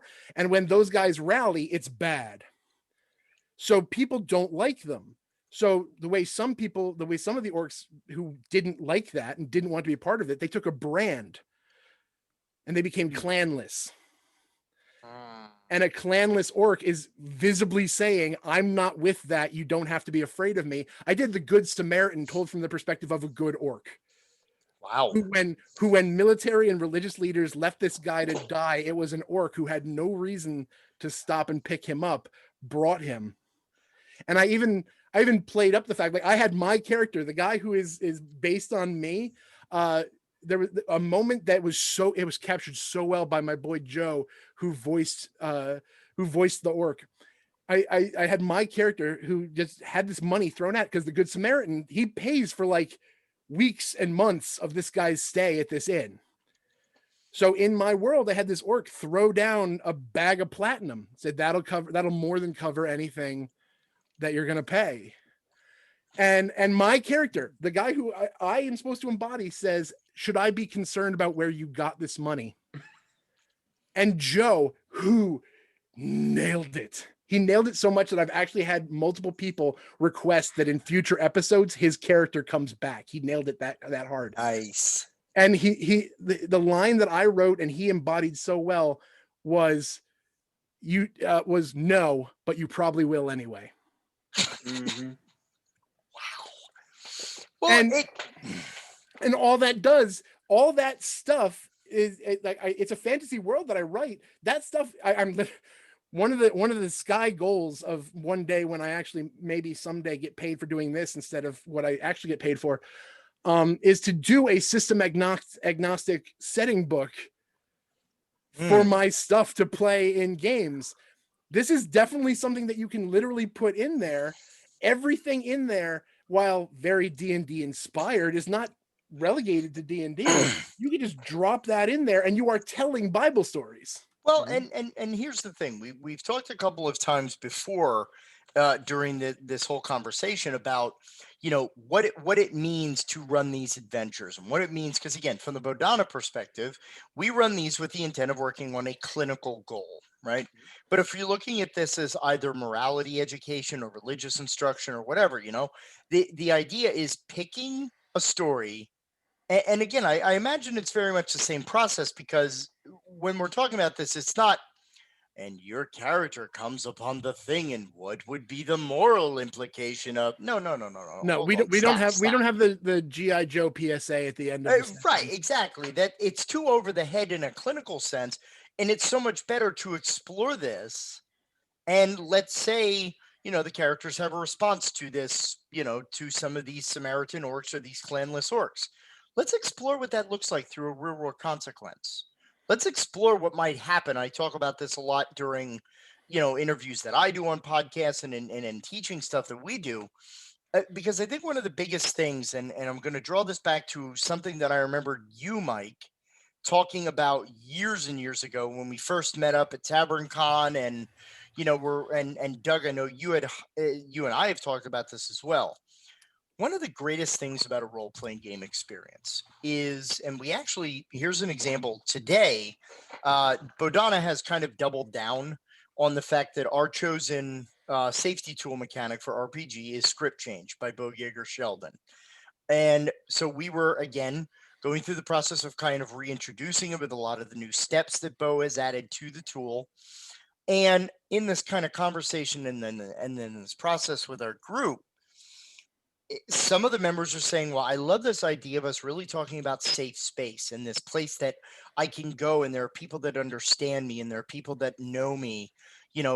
So one of the other sideline benefits, and I think I'm correlating it to fellowship and community, in that playing the game gets people familiar with each other and it helps people get comfortable. So then it lends them to having deeper conversation because it's developing an inherent sense of trust and, dare I say, fraternity or sorority, brotherhood, sisterhood, where people are now engaging just because the game has brought them closer. So thoughts about games for fellowship, community, like, is this something that you've done? Because I know, Doug, you've ran events at, in your church that are board game centered. I know Mike, because I mean, I want to make sure we make some space for board games as well, right? You are literally reading stuff off of my website at this point. I reject your reality and substitute. Welcome to Mike Perna's wheelhouse. Yeah, no. We one of the very first things that we did, because it's hard for me because people want a very codified, when you want to do gaming as ministry, you do this and this and this and this and you're on your way. And I can't do what week do I do this game versus do whatever, that. right? I can't do that with people. From word go, I knew that I couldn't do that because every group is different. The event that I ran for Doug, I ran an event at Doug's church ages ago now. But that event does not look like events I run for somebody else in their church or somebody else in their community group or somebody else at the cafe. They all look different because they all have different stuff going on and you're trying to accomplish different things. But one universal truth that I knew I needed to lay down was the thing that I called the no preaching rule. The no preaching rule, which seems very antithetical for a guy who's like, I want to tell you about Jesus. Hey, wait a minute. You're not going to talk about God at all. Yeah. It's really funny when I get certain people reacting to that. No, the no preaching rule was basically not that we're not going to talk about God, but I'm not going to manufacture a moment where I talk about God. Okay. The promise is that anybody, like, I can't promise for anybody who showed up on a whim, but as far as any of my people, any conversation we have about God will, because we're talking about something, God is pivotally important to our existence, and it happens to apply in the thing we're talking about. Like, it will always be from a very natural place, an outpouring of what God means and does for us. We share that with you. Like, right. Because back in the day, I not only went to these events, I ran these events, and I'm repenting continuously, where you get people in the door with a promise of one thing, and then whoop, 20-minute sermon on Jesus. It annoyed me to all get out because we turned sharing the nature of who God is, what he has done, the redemption of the world. We've turned it into a timeshare pitch. Yeah. And people experience that, and some of them are checked out. Yeah. In fact, one of the most common things, especially in the early days, was I was expecting that. But the success that we've found is that never works because we are strangers to these people. And, back in the generations ago, you could probably have a moment of, oh, you've never actually heard about Jesus. Right. Like, that could happen generations ago. Pretty sure now you've heard the story. It's just a question of whether you heard it well or you heard it not so well. But let's look at, I hope I'm not, if you have something to throw in, Doug, please, because I know I got constant interjections here. I'll jump in if I need to. Okay. This is great. One of the things that I love about this whole idea is very connected to what we do therapeutically with our utilization of board games and RPG. So, for example, yep, There's a reason we invited you guys to be a guest when I knew very well that I was bringing a therapeutic organization run by a Buddhist to my Christian event. Right, exactly. Are they going to beat me up and leave me in a cornfield? Like, what's going on? No, it's like it's a setup. You like games? Hey, come on over, play games. No, so what we do is again, BC before COVID, we used to run, and we are intending to run again, what we are calling like Bodhana Brigade events. That's something that we're going to be empowering and developing moving forward, that each of our local game stores and game stores that are interested could sign up to be a brigade location, and we will have a brigadier who will go to that store and run events for us. So one of the things is we partnered with a local nonprofit called the Tommy Foundation. Now, the Tommy Foundation has been a wonderful supporter of ours. We're a great supporter of theirs. They work with children and family who are experiencing autism. So we run board game community events at 60 to 100 games. Now, here's the trick, right? Because people go, oh, this is a skill building thing for my child on the autism spectrum. What's your curriculum? Yep. What's your agenda? And I go, well, do they just pick a game and play? And the parent looks at me like, what? You've snake oiled me, sir. I am completely thrown in by your chicanery. And I go, no. Here's what I've noticed. So first of all, I'm not going to throw therapy at your kid 2 minutes after I met them. Yeah. They don't know me. Like, again, I could be the greatest therapist in the world, but every therapeutic relationship, and I am also guessing that spiritual relationships as well are There's about connection and rapport, right? A lot of Yeah, overlap. that'd be a little bit of malpractice. I feel like just to go a from 0 to smidge, therapy right? in 2 minutes, So or to go from 0 to preaching in 2 minutes. Either Right. way, that's malpractice. So we You're not say, doing it right. okay, welcome. Let's get around a table, find who we want to play, and then, hey, why don't you two go into that room and pick a game together? Well, what kind of game? Whatever game you want to play. So in that moment, I've taught social skills, introducing yourself to another person, introducing yourself to a stranger, right? That's there. Playing a game that involves collaboration and cooperation, because I know, as all of us board gamers know, no one absolutely perfectly learns the game the first time out of the box. Right. I had a moment where playing a board game, and it was one that none of us had played. And we read through the rules, and of course, there's one sentence on page 7 at the bottom, obscured by an It's awesome always- graphic. Yep, right? always how it works. Oh, crap, we played this whole thing wrong.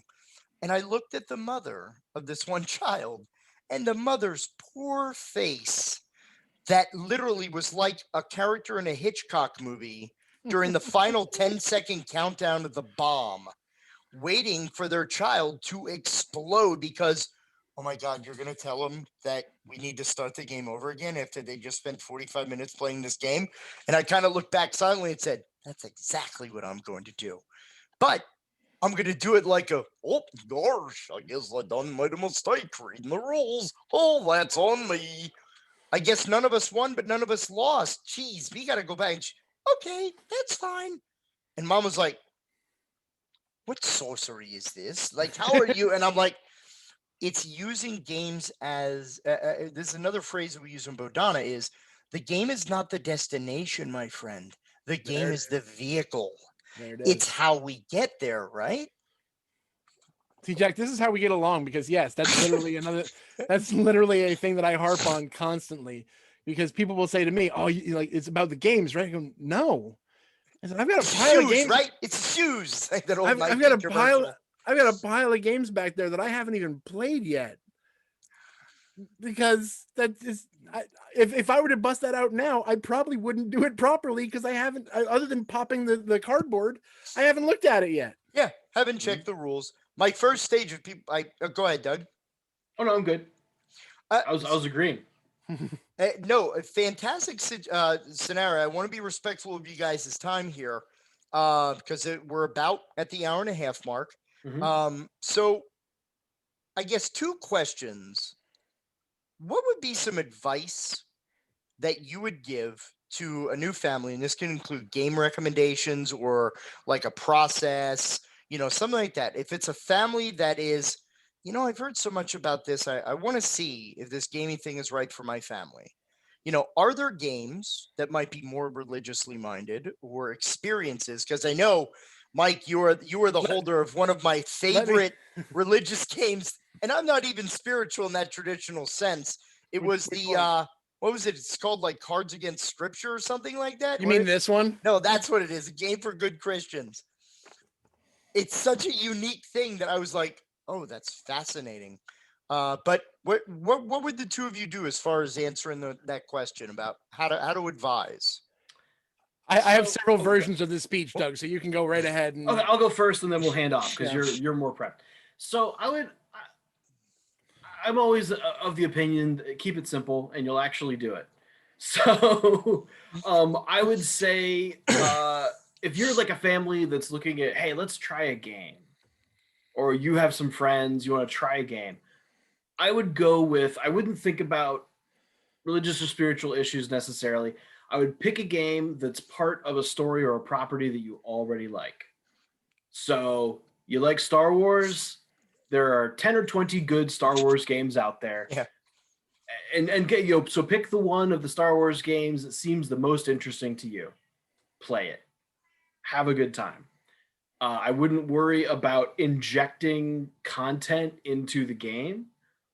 That's not going to go very well in my experience. Like, that's very hard to do well. Yeah.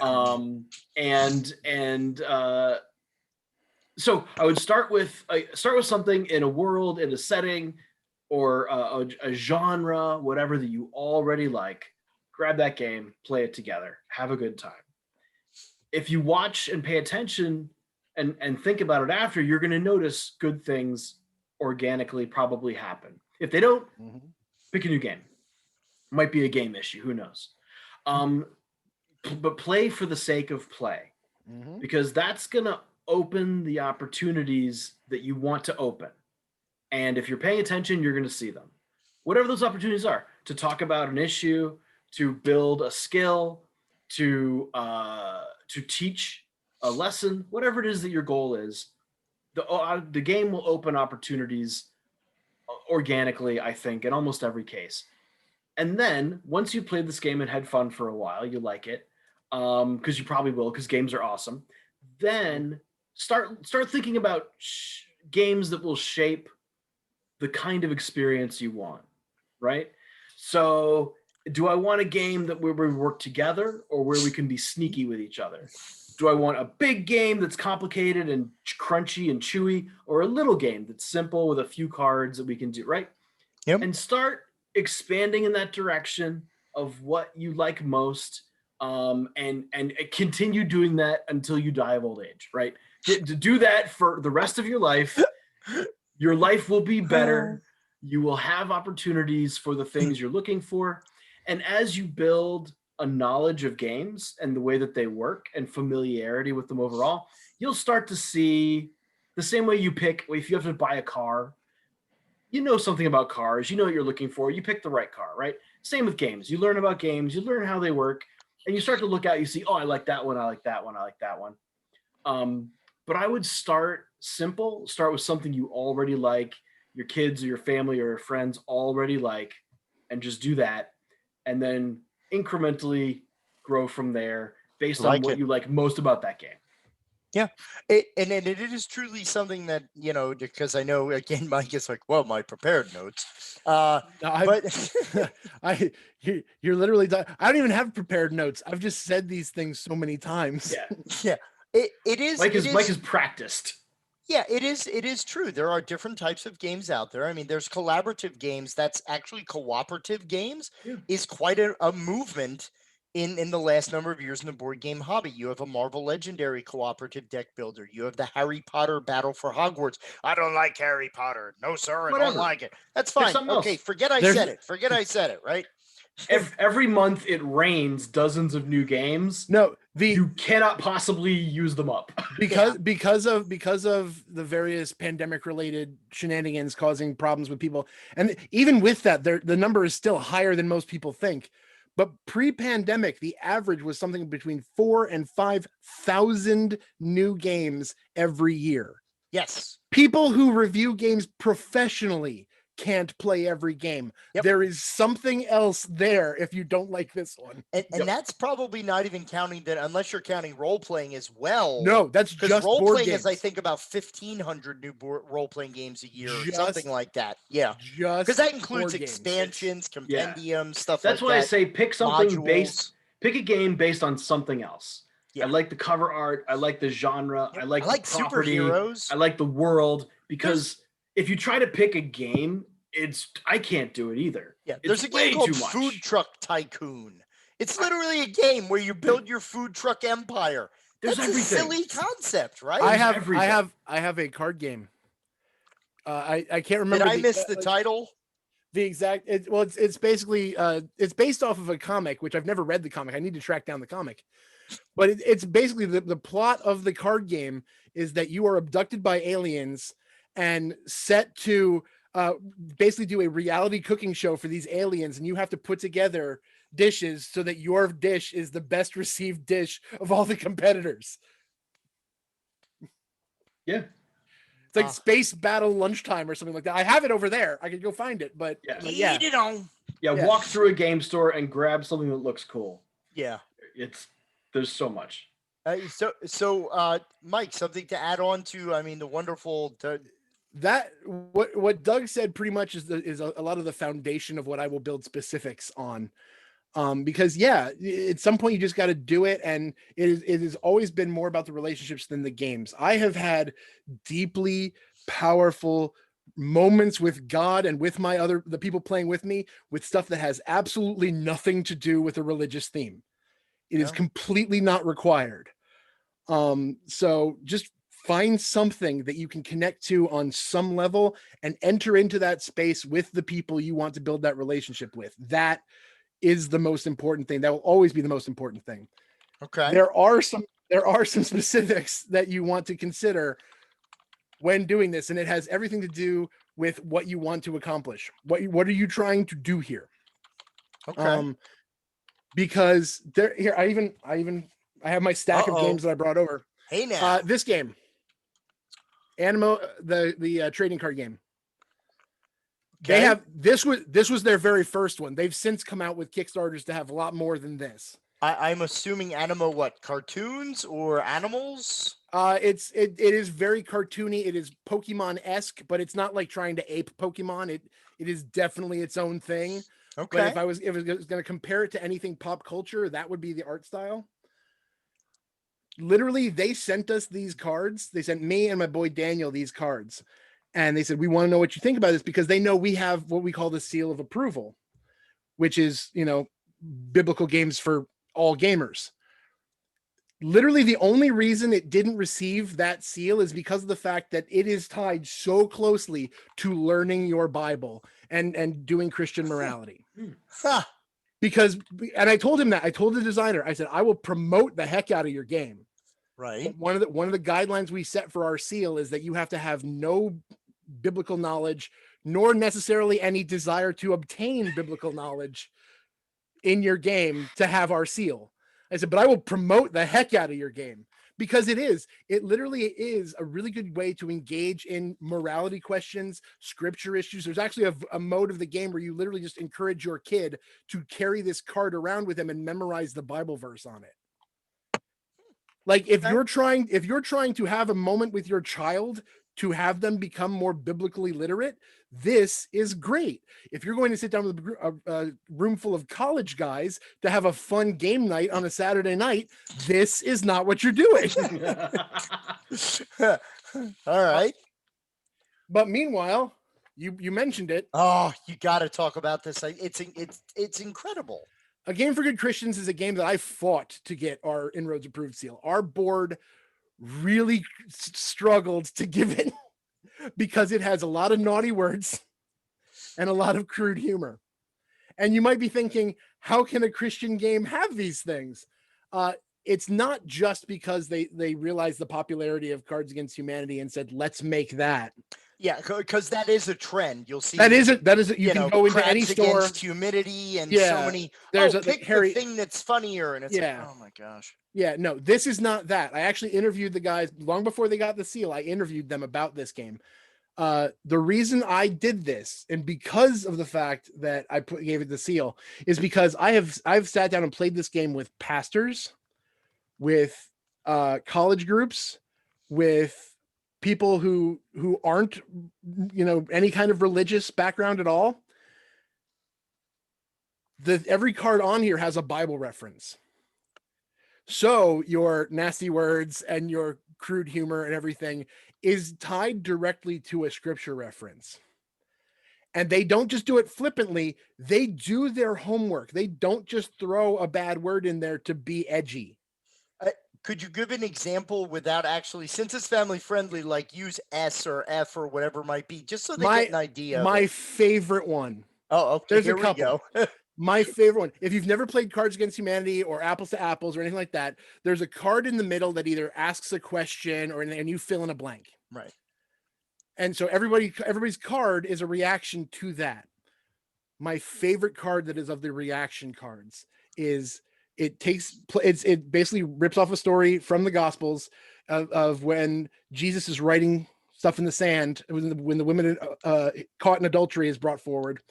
And the card reads, Jesus writing something in the sand, probably something about how much of an a-hole you are.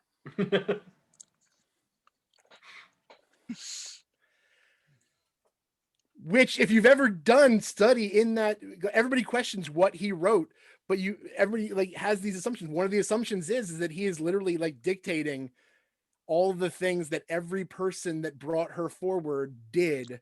That he could judge them on, but didn't. Like that's one of the interpretations of what he might have written down. So that and it has the verse right there.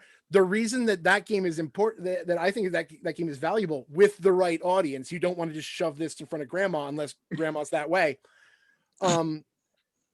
Because I've not played a single game ever that I've done Bible studies that open the Bible less than playing that game. Wow. Nice. I had one game, we did it for Extra Life, and we were playing it. It was like 2 a.m. and we were playing a game for good Christians. And some guy who walked in, he was a friend of one of my players who just walked in to be part of the event. He literally had never cracked a Bible in his life. He had one right in front of him and checked every card. Wow. I could have asked him to pick up a Bible and he would have been like, probably not. But if I threw this game in front of him, he was looking up everything, not even asked by me to do so. Nice. So you have that moment. You have things that are, I literally have a pile of them over here. This game is amazing. Kara Games does does a great job. The thing I love about this game and the other games that they put out too, and what I think is the right way to do a religious game, is not about teaching morality. Mm-hmm. It is about teaching history and asking questions.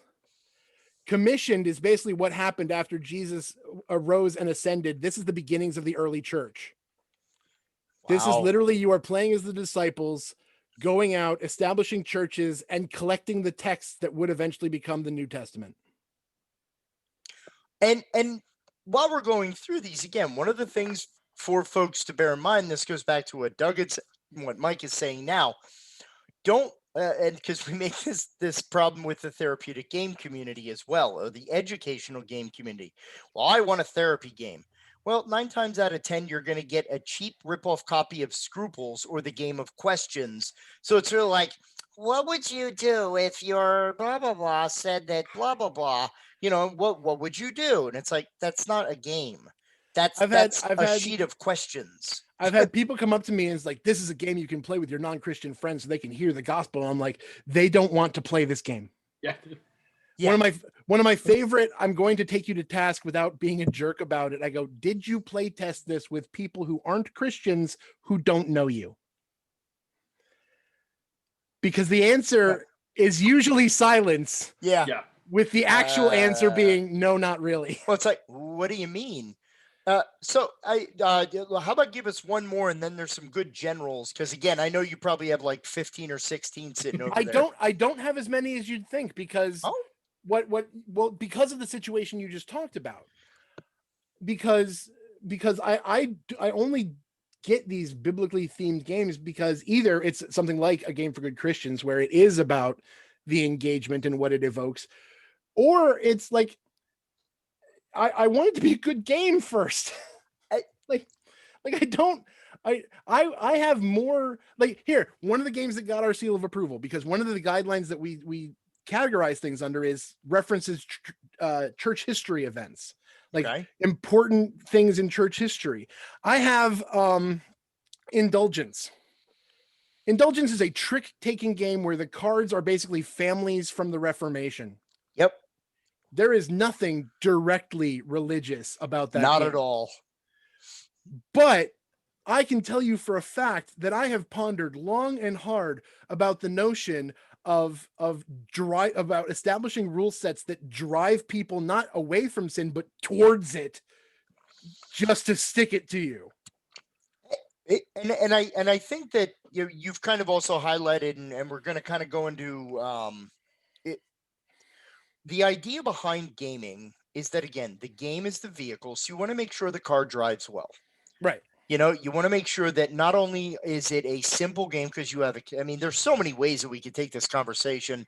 We unfortunately fixed for time on it, but we could talk about the mechanics and the rule set and entry level games versus, Yep. hey, you want to learn about gaming? Here's, Star Trek Ascendancy. What? Don't do that. Don't do that. Twilight Imperium 4. No, it'll be fun. Do you have a spare 3 days? Here, you want a religious themed one? Here I Stand.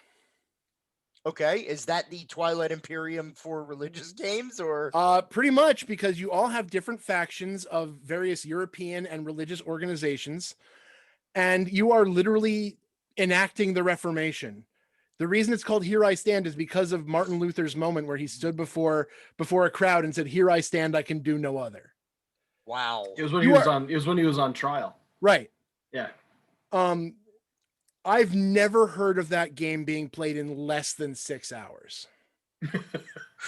It's the risk of Christian games. It is intense, and it is economic driven, it is religious driven, it is politically driven, it is deep. And no, I'm slow to tell people that that's something. It's a well-designed game. The people who play that kind of game love it. Oh, yeah. Wow. Well, yeah, and so the essentials, as far as, and we'll go ahead with like final little bits of advice and stuff, but I know one of the things that we generally talk about, just to kind of bring us to the end, is one, don't be afraid of gaming. It's one of those things that you may have heard different stories, but there literally is something out there for everyone. We often say, if you don't like gaming, we just haven't found your game yet. Or we haven't discovered the game that we can introduce to you. Because again, Right.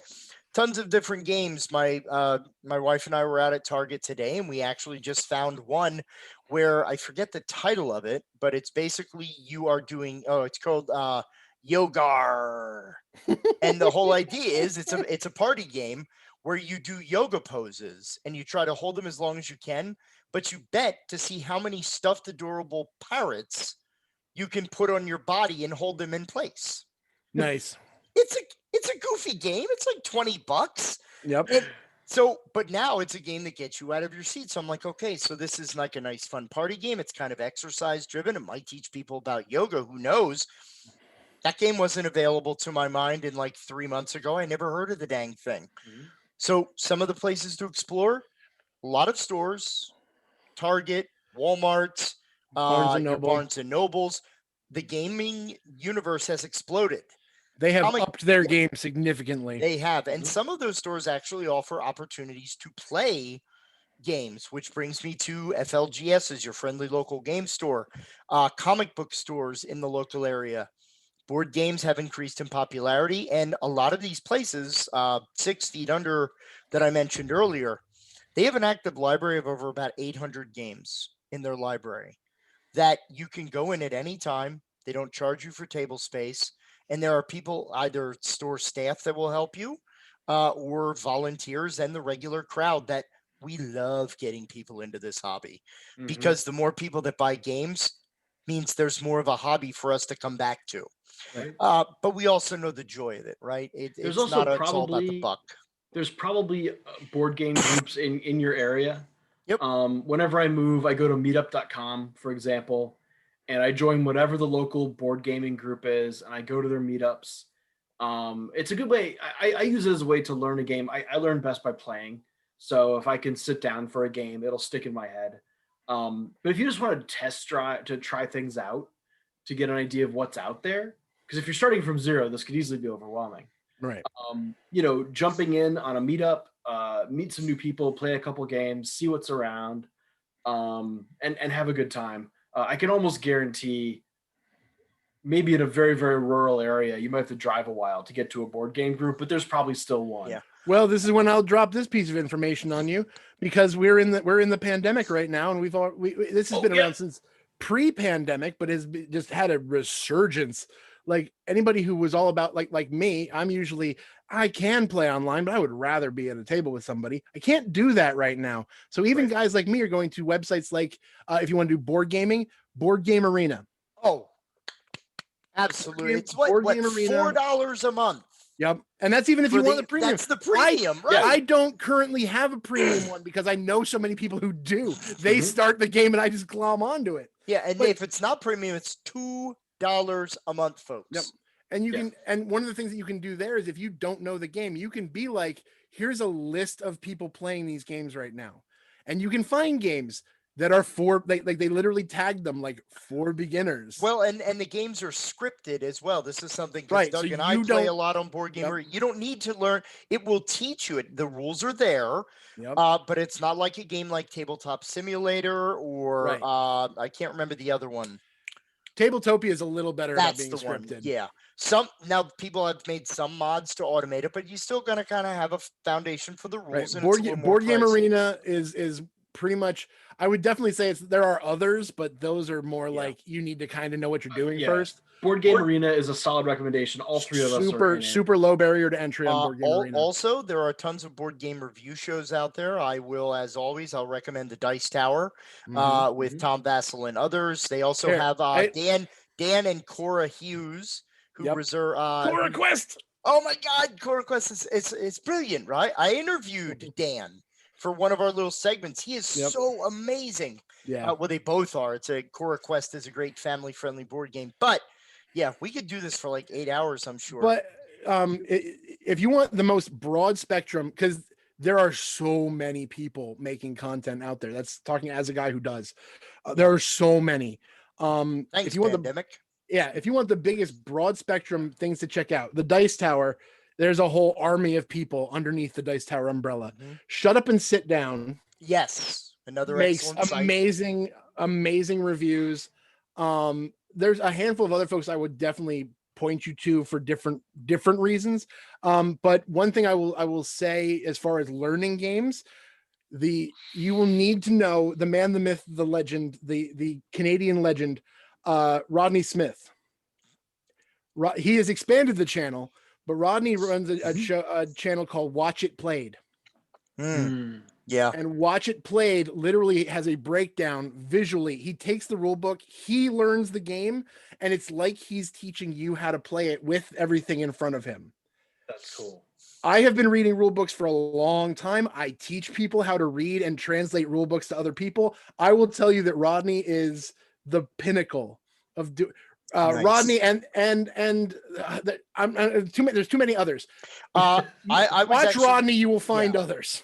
And a good review show that is also very family oriented is Miklos and Starla Fitch. Yes. From Our Family Plays Games. Not only great reviews, oh my God, they're just phenomenal. fun. Yeah, like every second of that show is just fun. And they also even have when a they're tackling great heavy message. stuff, it's still fun. Oh, absolutely. So I mean, there's a ton out there available to folks. And again, I want to kind of pull us into a close here. Otherwise, we will get caught on a diatribe, which is okay. So Doug, anything final that you want to share with folks? Like if where to find your stuff, because I know that your Parsec is available on Drive-Thru RPG as well as some of your other stuff. So please, and I'll put those links later into the YouTube uploads of these. Yeah, so I have a few. I edited a game called Clockwork Dominion that's available from Drive-Thru RPG. I designed and wrote a game called Parsec. It's a science fiction role-playing game. And I've written a supplement for Dungeons and Dragons and a supplement for Vampire the Masquerade. All those are on Drive-Thru RPG, either under Doug Hagler or Douglas Underhill is kind of my pen name. In closing, I guess to bring things back a little bit, my advice is to keep it simple. Start simple, start easy, because we could easily overwhelm even each other of all the cool things that we know about that we want to trade and get excited about. I have often been referred to as a force of nature.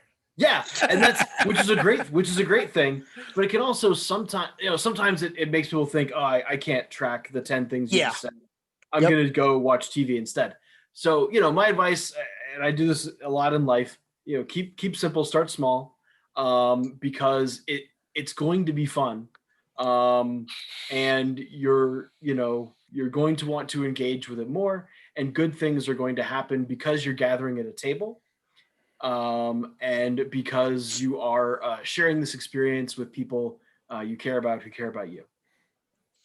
Right.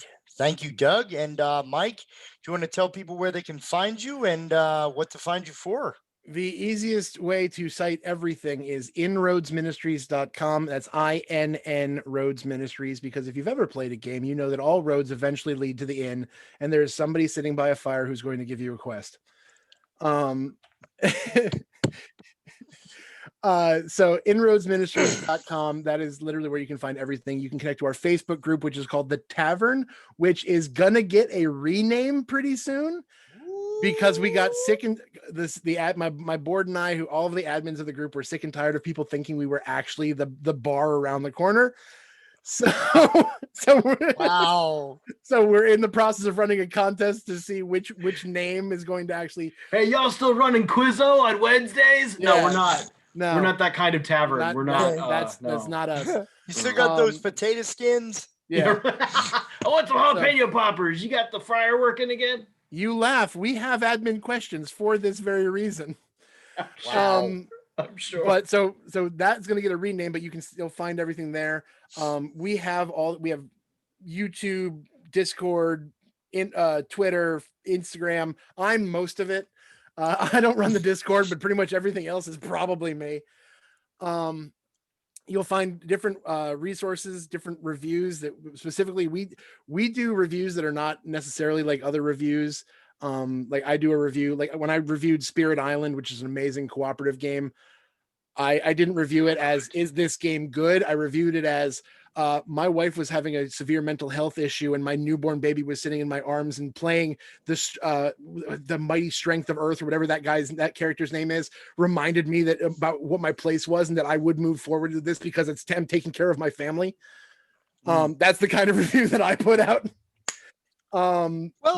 If you're wondering where to start, Spirit Island is a really good. Spirit Island is amazing. Yeah. And you also wrote about, because you have the blogs and such that you've done. Like I know I love, and I hope I'm not confusing, but the one about, oh my God, why can't I remember the name of this? I've done a lot of them, so you're going to have to narrow it down. Freedom, the Underground Railroad. Freedom, the Underground Railroad. Yeah. The Weight of Our Histories is the name of that one. Yeah. And it was literally me entering into the fact that every aspect of that game is tied to something that people feel in a very real, because it deals with the fact that these issues are systemic, because you can't just free slaves. You have to also end the slave boats from coming in. You have to ply money and influence to raise awareness for abolition. Yeah. You have the idea that there are it's not a simple act of just getting them north. You have people hunting you down. You have the one that just killed me when I really sat down with it was that they represent slaves as unpainted wooden cubes. They are literally objects, faceless, nameless objects. And that was an intentional thing that hit me to my core. Yeah. If you like your heart broken, Freedom, the Underground Railroad is a great way to have it. No, broken. if you want your heart broken, you play Holding On, The Tragic Life of Billy Oh my Kerr. God. Yeah. Okay. A game where you are playing as hospice nurses trying to collect this guy's story before he dies of a heart attack because he has no family. Oh, man. Yeah. No, that's yep. People are like, what? You mean Comanauts? No, definitely different experience. And again, that conversations for another time, but Right. that is specifically, I think, with the board game experience, what we're talking about here in general is about getting it out there and seeing what's available in the board game sphere, because there is so much that can do so much. And one of our Well, and- taglines is finding the right game for the right reason. Yeah, I like I said, I've connected on deep, like, spiritual moments with games that have no spiritual ties whatsoever. I've watched a person play The Grizzled, which is a game about World War I trench warfare that has nothing to do with combat and Yeah. everything to do with stress. And I watched a woman cry because she pulled Christmas Day, and and she was just finally just so thankful that there wasn't anything bad happening to her soldier. Like, Yeah. I like.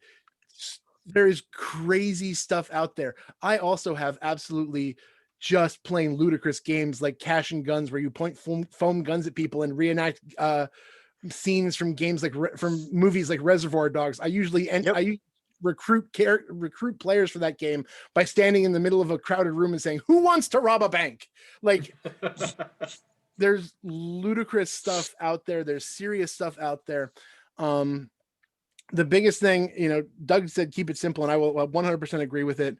The big thing is that rather than worrying about what you're playing and whether you're playing the hottest game or whether you're playing the coolest thing or whether your minis are painted or any of the multitude of things that people care about that shouldn't, it all comes down to who's at your table. Everything you do should be about who's at your table and what that experience should be. Yes. I am I joked with somebody, they're like, "Oh, you must play your favorite games all the time." I literally tell people who volunteer with me, if you're volunteering for me, get ready to never play your favorite game ever again. Yep. Yeah. Nobody will pick it. That's how life is. Because you just have to gear up for that. Because I can say it for a fact. I want to play games like Scythe and Inish and all that stuff. You want to know what game I play most often? Code Names and Sushi Go and Yep. And that's what I play, because that's what's at my table. And guess what? I'm super psyched to play with it because I'm there for the people. Yep, absolutely. Well, I wanted to say thank you again to both of you. I always proliferate all of the Bodhana stuff. I mean, absolute pleasure. Yeah, I love this kind of thing. Go to www.thebodhanagroup.org to find out more about us. You obviously have found us and know us, so I'm not going to spend an extravagant amount of time on that. But you can also follow us on Facebook or at the Bodhana Group on Twitter. Drive Through RPG for all of our fine Wizards, Warriors, and Wellness products. And hey, please continue to be well, game well, and take care of yourselves, take care of each other, because the only way we get through anything is together. So on behalf of Bodhana, I want to again thank Doug and Mike for joining us. Always a joy, always a pleasure. And everybody out there, stay safe. We're almost through it. Not yet. We're getting there. We're almost. getting there. The end's in sight. Almost. All right. Everybody have a good one.